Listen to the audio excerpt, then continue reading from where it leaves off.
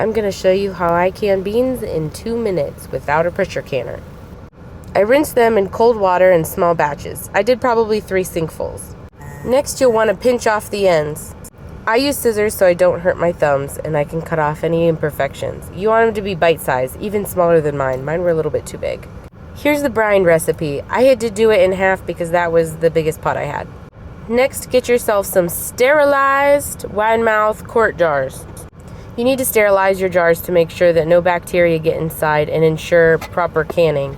If there's any bacteria in there and they're not sterilized, anything gets into your food, you can have stuff grow. It'll ruin all of the work that you did. So just wash them jars.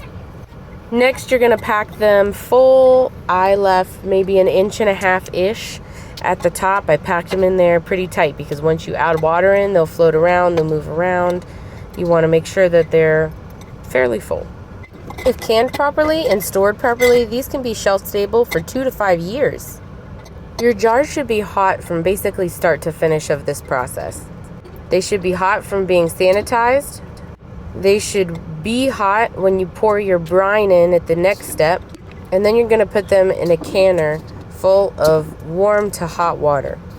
Once your brine has come to a boil, you're going to spoonful, ladleful, however you got to get it out, your brine into your jars.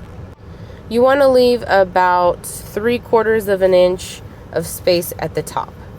Put your lids on and then gently put them in the canner to simmer for 30 minutes. Look at the difference in color before versus after. Make sure you date the tops. I like to throw a towel over mine and leave them sit overnight and then test them in the morning by tapping on them, and if the lid doesn't pop up, then they're done. Good job.